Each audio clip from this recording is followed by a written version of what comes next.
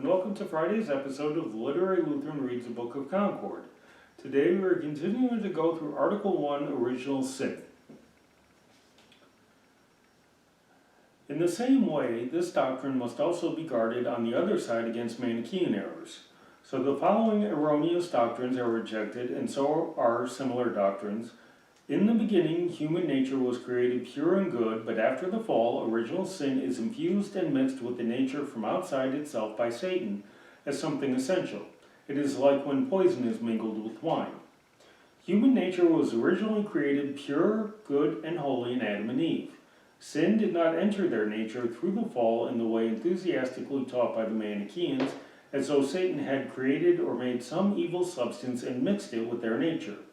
By Satan's seduction through the fall, Adam lost his created state of hereditary righteousness according to God's judgment and sentence. Human nature is perverted and corrupted as a punishment by this deprivation or deficiency, want, and injury that was caused by Satan. So now human nature is passed down, together with this defect and corruption, to all people who are conceived and born in a natural way from father and mother. Since the fall, human nature is not created pure and good at first, but only afterward corrupted by original sin. In the first moment of our conception, the seed from which a person is formed is sinful and corrupt. Psalm 51, verse 5. Furthermore, original sin is not something by itself existing independently in or apart from the nature of the corrupt person. It is neither the real essence, body, or soul of the corrupt person or the person himself. Original sin and human nature corrupted by original sin cannot and should not be distinguished as though nature were pure, good, holy, and uncorrupted before God, while original sin alone, which dwells in human nature, is evil. Augustine writes that the Manichaeans teach that it is not the corrupt person who sins because of inborn original sin, but something different and foreign in a person.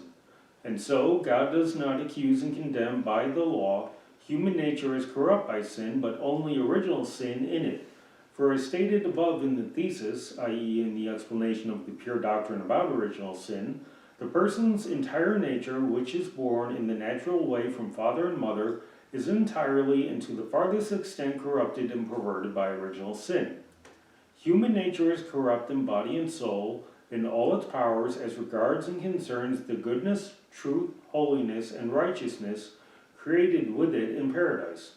Nevertheless, human nature is not entirely exterminated or changed into another substance, which could be called unlike our nature according to its essence, and therefore cannot be of one essence with us.